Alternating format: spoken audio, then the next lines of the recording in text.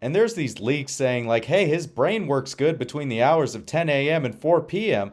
What happens if he gets a call at 3 a.m. saying the United States is under attack? What do we do, Mr. President? I think that's a problem when your brain only works between the hours of 10 a.m. and 4 p.m. Is Joe Biden going to be woken up at 3 a.m. and he's going to have his grumpy old man phase being like, just you guys can handle it. I'm going back to sleep. I've been urging, and I expect that this will be moving forward, for the president to reassure folks in the media, the general public, the many editorialists, by doing unscripted, casual engagements with journalists, with small groups of voters, a town hall. He wouldn't be running if he weren't confident he's up for the job. Here's the problem with people with cognitive decline later in their years. They're the last ones to know.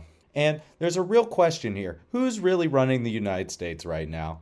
Is it Jill Biden? Is it just his staffers and his advisors? So we're not really even voting for a person anymore. We're more or less voting for their staff. And there's these leaks saying like, hey, his brain works good between the hours of 10 a.m. and 4 p.m.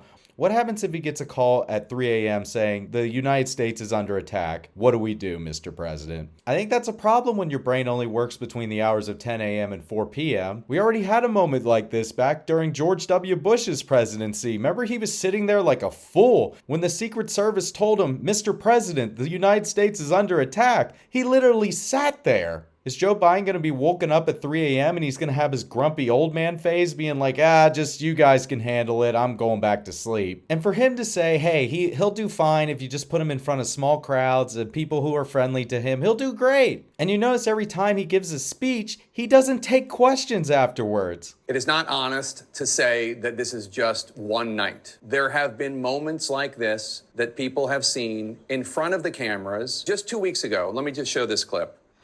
Thanks to all the members of Congress and Homeland Security Secretary. I'm not sure I'm going to introduce you all the way. But all kidding aside, Secretary Mayorkas. That doesn't trouble me at all, Jake. Frankly, you can put up a dozen clips of me, of you, of anybody who's on TV, who speaks publicly all the time, losing their train of thought, misstating who they're about to introduce, and every time Donald Trump speaks in front of a rally, there's long stretches where he is saying nonsense. To take that little clip and say, aha, Senator Coons, be honest. You know that our president is somehow mentally infirm. And yet to not put up dozens and dozens of much more alarming examples of the former president. Does Donald Trump say nonsense in his speeches? Absolutely. But at least he does rallies. At least he goes up in front of the public at 2 hours at a time and makes all these speeches. We have another president who literally will never go in front of huge crowds of people who aren't his supporters. Donald Trump recently went to the Libertarian Party convention and look, he got booed off stage, but at least he had the balls to show up. Don't mistake me for a Donald Trump supporter, but I just hate hypocrisy and being gaslit. First of all, I don't think it's accurate to suggest that the news media hasn't provided or shown the American people clips of former President Trump saying odd or potentially distressing things. I think that we've been doing that since 2015. That's not really what I'm talking about. And I don't think it's fair to compare you or me losing our train of thought with whatever we saw on the debate stage. The Biden campaign wrote in an email this weekend that if President Biden were to drop out of the race, quote, we'd switch to candidates who would, according to polls, be less likely to win than Joe Biden, the only person ever to defeat Donald Trump, unquote. Then the email goes on to show polling from, to be honest, partisan pollsters that shows Vice President Harris, Governor Gavin Newsom, Pete Buttigieg. Let me just ask you, do you truly think that President Biden is the strongest candidate to take on Donald Trump in November? Joe Biden, two things, is the strongest, most accomplished president we've had in my lifetime. Not the question. That he's been counted out over and over and over. I, in my speech at the inauguration, said I would bring Congress together and we would address infrastructure and manufacturing, and we would reduce prescription drug prices, and we would invest in restoring our competitiveness as a country, and I would bring us out of the pandemic. And he's done a magnificent job. He can say that. His vice president can say she was a central part of that.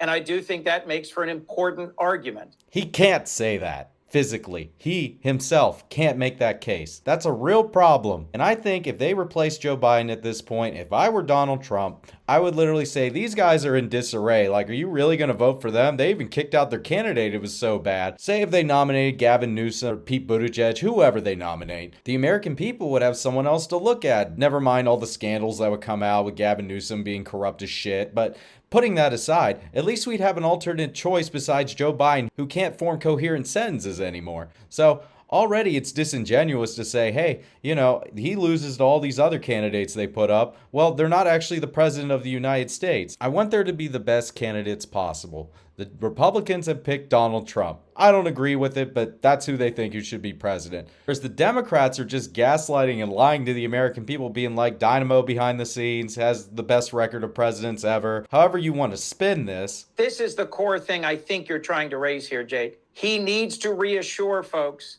with repeat performances in public that he is up to this task and address the core question you're asking me. That's something that is up to our president to prove to the public in the coming weeks. And I'm accepting that as an open question and a challenge. Just last month, our economy created more jobs, in no small part because of President Biden's leadership, than it did in the whole 4 years that Donald Trump was president. We have the all-time high in the stock market, all-time low in unemployment. We have crime going down. We have investments in manufacturing going up. We are headed in a strong direction. While this guy seems to make a compelling case, I think some of this is just seeing it through rose-colored glasses. I mean, the stock market, that's the top 10% of Americans, and also the lowest unemployment when people are in the gig economy, when they can't even actually make enough money to survive anymore. Credit card debt is at an all-time high, so people can't afford their own lives anymore. When people are confronted with this, they're just like, oh, the economy's great. I think the American people would appreciate some honesty, being like, hey, things are going okay, I guess. I mean, we have low unemployment, but people can't afford groceries. Well, we're going to work on that, but they don't even mention that. And this is the sad state of America. We have old people who are running for the highest office of the United States, and they're arguing about their handicaps in golf. That's how low the bar is. I mean, he has given fewer press conferences, fewer interviews than any president in modern history, including the previous one, who's now running for re-election. I think it is easy to settle this right now by President Biden going to the Brady Press Center, the press file in the White House, and doing a 2-hour press conference. And the fact is, that, the campaign knows that, the White House knows that. That's how you settle this. You just put him in front of reporters, and he handles himself with acuity, aplomb. We all see it was just a fluke. Oh my God, I can't believe it happened, and we move on. The fact that you haven't done that says quite a bit to me. I'll answer for him. Joe Biden can't do that. Joe Biden can't go up there without a teleprompter, without either having pre-scripted questions or a friendly crowd in front of him. He can't be challenged, which is kind of terrifying because all these Democrats who are coming out of the woodwork now to come defend Joe Biden are terrified to say anything against Joe Biden, because they would be smeared as a traitor, even though dissent is the highest form of patriotism, according to Thomas Jefferson. None of that matters. People within power look at criticism as like some sort of betrayal, when it shouldn't be seen as a betrayal. They're criticizing the dear leader in order to try to make the country better. That is what I am urging and recommending. Whether it's a 60 Minutes interview or something at the podium at the White House or a town hall, that's not up to me to decide. But that's what I've been encouraging our president to do. I'll tell you right now, I'll have egg on my face if he actually does it, but he couldn't do the Super Bowl interview. Do you think he's going to actually answer questions at a 60-minute interview, which are actually hostile questions, and actually challenging him as our dear leader to prove that he has the mental acuity to even remain president? I mean, we're in 25th Amendment territory. The only thing sucks about that is that we have Kamala Harris who's sitting in the wings if that happens, and God forbid she's president. And I'm sick of people who are just holding on to power for the sake of power at the expense of the rest of us.